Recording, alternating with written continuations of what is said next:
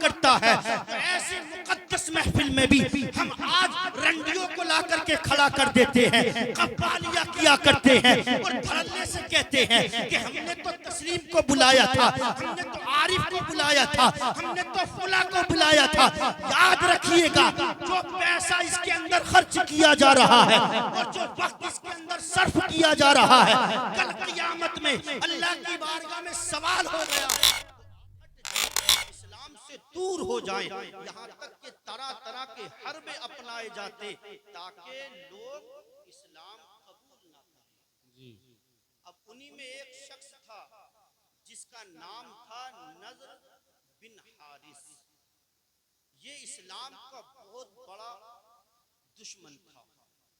اس بد نصیب نے اسلام کی دشمنی اپنے دل میں اتنی خطرناک بیٹھا رکھی تھی کہ یہ چاہتا تھا کہ کسی طرح سے کوئی بھی مسلمان نہ ہو۔ ہر لمحہ اس کی کوشش یہ رہا کرتی تھی کہ کسی طرح سے لوگ اسلام سے دور رہیں، اسلام کے دامن سے وابستہ نہ ہو۔ اللہ اللہ، اب یہ ہر وقت اسی دھن میں رہتا، اپنا سارا وقت لوگوں کو اسلام سے دور کرنے کے لیے، اسلام کے خلاف پھڑکانے کے لیے مصروف عمل رہا کرتا۔ اللہ اکبر۔ اب اس نے ایک پلاننگ کی، اس نے پلاننگ کیا کی؟ یہ پلاننگ کی کہ کچھ عورتیں جو گانے والی تھی، جو ناچتی تھی، جو گانا بجانا جانتی تھی، جن کی آوازوں میں اچھا سر تھا، جن کی آوازیں بہت حسین تھی، جو پڑھتی تھی یا گانے گاتی تھی، تو لوگ ان کی آواز سن کر کے ان کی طرف مائل ہو جایا کرتے تھے۔ تو اس نے یہ کیا کہ ایسی لڑکیوں کو جمع کیا، ایسی لونڈیوں کو جمع کیا اور ان کا سارا خرچہ اپنے ذمے لے لیا اور اپنے خاص مکان میں لا کر کے انہیں مقیم کر دیا اور وہاں ان کو رکھ کر کے ان کے کھانے کا انتظام، ان کے رہنے کا انتظام، ان کے پینے سونے کا انتظام اپنے ذمے لے لیا۔ یہاں تک کہ ان کو پیسے دیا کرتا صرف اور صرف اس لیے کہ اگر کوئی اسلام کی طرف مائل ہو رہا ہو تو اس کو ان سے گانے سنوا کر کے، ان کے سامنے گانے بجوا کر، گانے سنوا کر کے اسلام سے پھیر لیا جائے۔ جب اس کو معلوم ہوتا کہ کوئی شخص اسلام کے قریب ہو رہا ہے، وہ مسلمان ہونے والا ہے، اس کا دل اسلام کے لیے نرم ہو گیا ہے، تو یہ اس کے پاس جاتا، جانے کے بعد اپنے کوٹے پر بلا کر کے لاتا، لانے کے بعد ان لونڈیوں سے کہتا کہ دیکھو اس کو شراب پلاؤ، اس کو گانے سناؤ اور اس کو اچھے سے اسلام سے دور کرو۔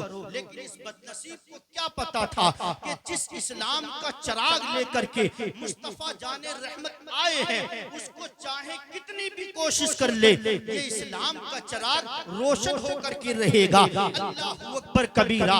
اس نے حد الوسع کوشش کی، رات و دن کوشش کرتا رہا، لیکن اسلام تھا کہ پھیلتا چلا گیا، اسلام تھا بڑھتا چلا گیا۔ لوگ دھیرے دھیرے اسلام کے دامن سے وابستہ ہوتے رہے اور ایک ایک کر کے لوگ مسلمان ہوتے چلے جاتے ہیں۔ دن بدن اسلام کی تعداد میں اضافہ ہوتا چلا جاتا ہے، مسلمانوں کی کثرت ہوتی چلی جاتی ہے۔ اللہ اللہ۔ لیکن اس نے جو پلاننگ کی تھی، وہ پلاننگ یہ تھی کہ گانے بجا کر کے میں اسلام سے دور کروں، لوگوں کو دور رکھوں تاکہ لوگ اس میں مصروف ہو کر کے اسلام کی طرف نہ آئے، محمد عربی صلی اللہ علیہ وسلم کی باتیں نہ سنیں۔ اس لیے وہ لوگوں کو گانے سنوانے کے لیے عورتوں کو آگے کر دیا کرتا تھا، لیکن یہ اس کا پلان فیل ہو گیا، کسی کام کا نہ رہا۔ آخر کار یہ دنیا سے چلا گیا، مر گیا، بدبخت ہو گیا۔ لیکن آپ دیکھیں، اس بات سے ہمیں ایک بات معلوم ہوتی ہے کہ اس نے لوگوں کو اسلام سے دور کرنے کے لیے کیا پلاننگ کی تھی؟ پلاننگ یہ کی تھی کہ گانے بجانے کے آلات اس نے جمع کیے تھے، اس نے لونڈیوں کو جمع کیا تھا جو گانے سنایا کرتی تھی، جو گانے بجایا کرتی تھی، جو گانے گا کر کے لوگوں کو اسلام سے دور کیا کرتی تھی۔ اس سے پتہ لگتا ہے کہ آج سے 1500 سال پہلے کفار کی یہ پلاننگ تھی کہ کسی طرح سے مسلمانوں کو اسلام سے دور کیا جائے، مسلمانوں کو اسلام سے دور رکھا جائے۔ ان میں سے ایک پلاننگ یہ تھی کہ گانے بجانے کے ذریعے لوگوں کو اسلام سے دور رکھا جائے۔ حضرات، یہ گانے بجانے کی جو پلاننگ ہے یہ 1500 سال پہلے سے چلتی آ رہی ہے، اور اس کے ذریعے سے لوگوں کو اسلام سے دور کیا جا رہا ہے۔ حضرات، آج آپ دیکھو، کیا آج ہمارے یہاں معاملے یہ نہیں ہے کہ ہمارے یہاں پر گانے بجانے کا معاملہ نہیں ہے؟ آپ دیکھو گھر گھر میں ہر کسی کے ہاتھ میں ایک بڑا موبائل ہے، اس کے ذریعے سے وہ گانے بجانے کا سسٹم کیا کرتا ہے۔ گھر میں دیکھو کسی کے کانوں میں ایئر فون لگی ہوئی ہے، بلوٹوتھ لگی ہے، اور راتوں رات وہ گانے سن رہا ہے۔ یہاں تک کہ آپ دیکھو وہ پیارا نکاح، وہ پیاری سنت جس کو آقا نے عبادت قرار دیا ہے، آج جب اس سنت کو ادا کرنے کے لیے مسلمان آگے بڑھتے ہیں تو کیا کیا جاتا ہے؟ زیادہ تر یہی معاملات ہوتے ہیں کہ ڈی جے بجائی جاتے ہیں، ناچنے والی بلائی جاتی ہیں، اور وہاں آ کر کے اسٹیج سجا کر کے ننگا ناچ کیا جاتا ہے۔ یہ کیا ہو رہا ہے؟ یہ سب اسلام کے خلاف جو سازشیں کفار نے کی تھی، آج وہ ہمارے گھروں کے اندر بڑی مضبوطی کے ساتھ قدم جما چکی ہے، جس کی وجہ سے مسلمان ان میں ہو کر کے رہ گیا اور اپنے دین سے دور ہوتا نظر آ رہا ہے۔ جی بے شک حق فرما رہے ہیں، بے شک بے شک۔ آج یہی وجہ ہے کہ ہمارے گھروں سے اسلامی تعلیمات، اسلامی کلچر، اسلامی معاملات ختم ہوتے چلے گئے۔ اس وجہ سے ایک وجہ یہ کہ گانے بجانے کا معمول بڑھتا چلا جاتا ہے۔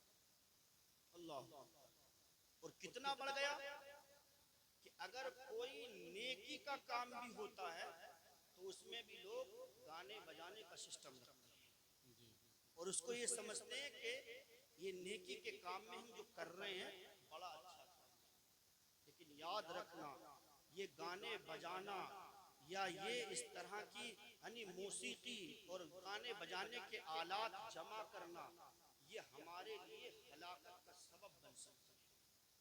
کس طرح؟ میں آپ کو بتاؤں، ایک روایت ہے حضرت ابو ہریرہ رضی اللہ تعالی عنہ سے۔ روایت کیا ہے؟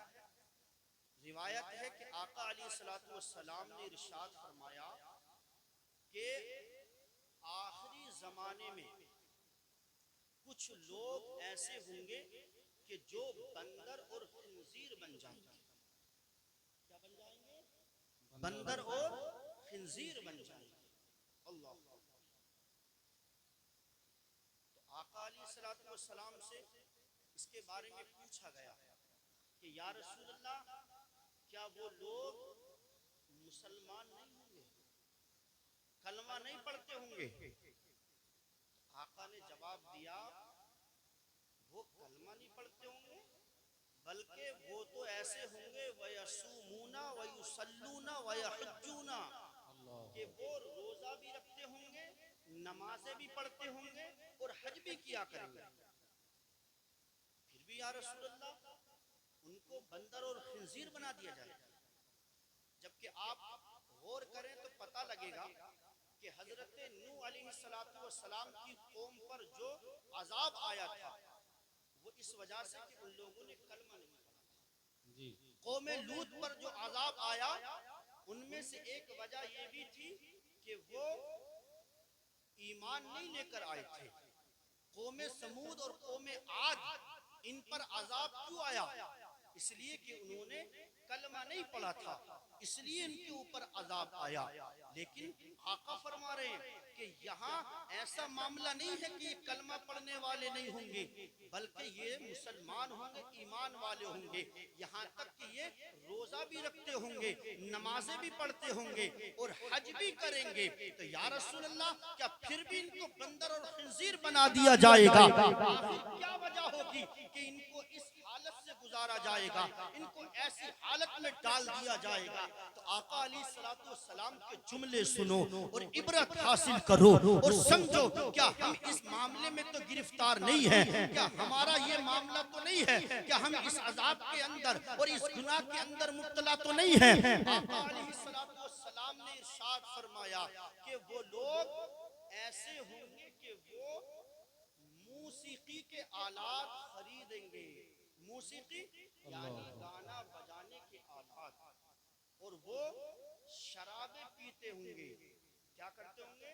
شرابیں پیتے ہوں گے اور کھیل کود کرتے ہوں گے، یہاں تک کہ جب صبح ہوگی تو ان کو بندر اور خنزیر بنا دیا جائے گا۔ کیا بنا دیا جائے گا؟ بندر اور خنزیر بنا دیا جائے گا۔ اب آپ غور کریں کہ کس وجہ سے بنایا جا رہا ہے انہیں بندر اور خنزیر؟ کیونکہ وہ گانے بجانے کے آلات اپنے پاس رکھیں گے، اپنے پاس رکھیں گے، وہ شرابیں پیئیں گے، کھیل کود میں رات گزاریں گے، جب صبح ہوگی تو ان کو بندر بنا دیا جائے گا، انہیں خنزیر بنا دیا جائے گا۔ اللہ اکبر کبیرہ۔ اب غور کرو کہ آج کا جو معاملہ چل رہا ہے، آج کی جو حالت ہے زمانے کی، کیسی حالت ہو چکی ہے کہ گلی گلی میں گانے بجانے کی آواز آیا کرتی ہے۔ کوئی سی ایسی گلی نہیں ملے گی جہاں پر کہ آپ کو گانے کی آواز نہ سننے ملتی ہو، کوئی سی جگہ ایسی نہ ہوگی جہاں پر کہ گانے کی آواز آپ کے کانوں میں نہ آتی ہو۔ یہاں تک کہ نماز مسجد کے اندر پڑھنے جا رہا ہے تو وہاں بھی اس کے جیب میں رکھا ہوا موبائل، وہاں جب فون آتا ہے تو اس میں گانا بج رہا ہوتا ہے۔ یہاں تک کہ نمازی ادھر نماز پڑھ رہے ہوتے ہیں اور پڑوسی گھر کی جو مسجد کا پڑوسی ہے وہ اپنے گھر کے اندر تیز آواز سے گانے بجا رہا ہوتا ہے۔ حضرات، یہ کیا چل رہا ہے؟ میں تو یہ کہوں گا کہ مصطفیٰ جان رحمت نے 1500 سال پہلے ہی دیکھ لیا تھا کہ میری امت کے اندر ایک قوم ایسی پیدا ہوگی کہ جو گانے بجانے کے آلات اپنے پاس رکھے گی، جو شرابیں پیے گی، جو کھیل کود میں مصروف رہے گی، تو ان کا حال یہ کر دیا جائے گا کہ انہیں بندر اور خنزیر بنا دیا جائے گا۔ اس کو ہم ہلکے میں لے رہے ہیں، یہ سمجھ رہے کہ یار ہمارے ساتھ کچھ نہیں ہونے والا۔ یاد رکھیں، اللہ کی مار جب پڑتی ہے تو وہ ہلنے کا موقع نہیں دیتی، اس کی جب پکڑ آتی ہے تو ہلنے کا بھی اس کو ٹائم نہیں ملتا ہے۔ اگر ہم یہ سوچ رہے ہوں یا ہم نے کسی مولانا یا مفتی صاحب کی تقریر میں سنا ہو کہ آقا علیہ السلام امت میں ہے تو ہمارے اوپر عذاب نہیں آئے گا، بے شک ہمارے اوپر عذاب نہیں آئے گا، لیکن اس کی کنڈیشن کیا ہے، اس کی صورت کیا ہے، میں آپ کو بتاؤں۔ ایک قرآن پاک کی آیت ہے، 9 پارے کے اندر ہے، رب ارشاد فرماتا ہے وَمَا كَانَ اللَّهُ لِيُعَذِّبَهُمْ وَأَنْتَ فِيهِمْ، کہ اللہ کی شان یہ نہیں ہے کہ محبوب ان کو وہ عذاب دے، کیوں؟ اس لیے کہ آپ ان میں تشریف فرما ہے۔ تو آقا علیہ السلام تشریف فرما ہے تو اس امت پر عذاب نہیں آ رہا ہے، تو عذاب کون سا نہیں آ رہا ہے؟ یاد رکھیے گا، اس امت پر عذاب اگر نہیں آئے گا تو عذاب استیصال نہیں آئے گا۔ مطلب یہ ہے عذاب استیصال کا یعنی اجتماعی طور پر ایک بار میں ساری امت کے اوپر عذاب نہیں آئے گا۔ جیسے کہ حضرت نوح علیہ السلام کی قوم، ان کو پوری کی پوری قوم تباہ کر دی گئی، حضرت لوط کی قوم پوری کی پوری تباہ کر دی گئی، قوم سمود اور قوم عاد کو پورا کا پورا اجتماعی طور پر ہلاک و برباد کر دیا گیا۔ لیکن ہمارے اوپر یہ اجتماعی عذاب نہیں آئے گا کیونکہ یہ مصطفیٰ جان رحمت کا صدقہ ہے، مگر یاد رکھیے گا ایک محلے پر عذاب آ سکتا ہے، ایک گاؤں پر عذاب آ سکتا ہے، ایک بستی پر عذاب آ سکتا ہے، ایک ملک پر عذاب آ سکتا ہے، اور اس سے کوئی انکار نہیں کر سکتا، اس لیے کہ ایک محلے پر اللہ کا عذاب اس امت پر بھی آ سکتا ہے، ایک گاؤں پر اللہ کا عذاب اس امت پر بھی آ سکتا ہے۔ تو جب آ سکتا ہے تو کہیں ایسا نہ ہو کہ وہ آلات جس کے بارے میں کہا گیا کہ ان حالات کی بنیاد پر، ان گانا بجانے کی بنیاد پر اس قوم کے اندر ایک قوم ایسی پیدا ہوگی جسے بندر اور خنزیر کر دیا جائے گا، تو ہو سکتا ہے کہ ہم اس گرفتاری میں مبتلا ہو جائیں، اس عذاب میں مبتلا ہو جائیں، اور اس کی وجہ سے ہمارے اوپر عذاب نازل ہو۔ اللہ یہاں تک کہ ایک حدیث پاک کے اندر ہے، آقا علیہ السلام نے فرمایا کہ اس امت میں ایک قوم ایسی ہوگی جس کو بندر اور خنزیر بنا دیا جائے گا، رات میں یہ کھائیں گے، پیئیں گے، سوئیں گے، جب صبح ہوگی تو ان میں کے ایک کا گھر دھسا دیا جائے گا زمین کے اندر۔ جب لوگ بیدار ہوں گے تو آواز آئے گی کہ فلاں کا گھر زمین میں دھسا دیا گیا، تو دوسری طرف سے آئی گی آواز کہ فلاں کا گھر بھی زمین کے اندر دھسا دیا گیا۔ اللہ، صحابہ اکرام نے پوچھا یا رسول اللہ ایسا کیوں ہوگا کہ ان کو زمین کے اندر دھسایا جائے گا اور بندر اور خنزیر بنایا جائے گا؟ آقا نے ارشاد فرمایا کہ وہ اس بنیاد پر ہوگا کہ یہ لوگ گانے بجانے کے آلات رکھیں گے اور ریشم پہنیں گے۔ اللہ، کیا کریں گے؟ ریشم پہنیں گے اور اپنے لوگوں سے رشتہ توڑیں گے، اور ساتھ ہی ساتھ یہ سود کھائیں گے۔ اللہ، اس بنیاد پر ان کو بندر بنا کر کے زمین میں دھسا۔ ابھی مفتی صاحب قبلہ فرما رہے تھے کہ ہماری قوم کے اندر کون سا گناہ ہے جو بچا ہوا نہیں ہے۔ تو آپ غور کریں اس حدیث پاک کے اندر جو بندر بنانے، خنزیر بنانے اور زمین میں دھسانے کا جو سبب بیان کیا گیا، وہ بیان کیا گیا کہ وہ گانے بجانے کے آلات رکھیں گے، لونڈیاں ڈانس کرنے والیاں یہ اپنے پاس رکھیں گے، ریشم کے کپڑے پہنیں گے، ریشم پہنیں گے، سود کھائیں گے اور اپنے لوگوں سے یعنی اپنے خاص رشتہ داروں سے رشتہ توڑیں گے۔ اب اس پر آپ غور کر لیں، یہ سبب بیان کیے گئے اور یہ سبب ہمارے اندر ہے کہ نہیں؟ یہ گناہ ہمارے اندر پائے جاتے ہیں کہ نہیں؟ اس پر اچھے سے غور کرنا۔ گانے کیا ہم نہیں سنتے؟ ہم تو گانے سننے کے لیے، اگر مالدار آدمی ہے نا، مالدار، تو وہ یہ کرتا ہے کہ وہ رنڈیاں لے کر کے آتا ہے اور برسر منبر کھڑا کر کے ان رنڈیوں کو سب کے سامنے نچاتا ہے۔ اور اگر وہ نارمل طبقے کا ہے، درمیانی طبقے کا ہے، تو پھر وہ کیا کرتا ہے؟ ڈی جے لگاتا ہے، اور ڈی جے لگا کر کے یعنی بھڑووں کو بلاتا ہے اور ان بھڑووں کو سب کے سامنے نچاتا ہے۔ اور اگر سب سے نیچے والا ہے، غریب ہے، تو پھر کیا کرتا؟ وہ اسپیکر لگا کر کے اپنے موبائل سے گانے شروع کر دیتا۔ حق فرما رہے ہیں۔ ہو رہا ہے کہ اس طرح سے ہماری قوم آج کر رہی ہے۔ یہ نہیں کرتی ہوگی تو آپ بتا دیتے ایسا نہیں ہو رہا۔ آج اکثر جگہوں پر بیاہ شادیوں کے اندر یہ ہوا کرتا ہے۔ میرے بھائیوں، میں آپ سے یہی عرض کروں گا کہ اگر آپ میں کوئی بھی، میں تو نہیں کہتا کہ آپ مبتلا ہیں، میں تو حسن ظن رکھتا ہوں، لیکن قوم کے حالات عام ہیں، اس بنیاد پر میں کہہ رہا ہوں کہ اگر کوئی مبتلا ہے اس معاملے میں تو اس سے بچ جائے، اس لیے کہ ایسا نہ ہو کہ اس گناہ کی وجہ سے ہمیں خنزیر یا بندر بنا دیا جائے، ہمارے گھروں کو زمین کے اندر دھسا نہ دیا جائے۔ اللہ اکبر کبیرہ۔ اور حالات تو اتنا بگڑ گیا، حالت تو اتنی بگڑ گئی ہے کہ جب کسی بزرگ کا عرس ہوا کرتا ہے تو عرس کے موقع پر وہ پاکیزہ اور مقدس محفل کہ جس کے اندر یہ کہا جاتا ہے کہ صاحب عرس کا جب عرس منایا جاتا ہے اور جس گھڑی میں ان کا وصال ہوا ہے اس میں بیٹھ کر کے اگر دعا کی جاتی ہے تو صاحب مزار کا خاص کرم ہوا کرتا ہے۔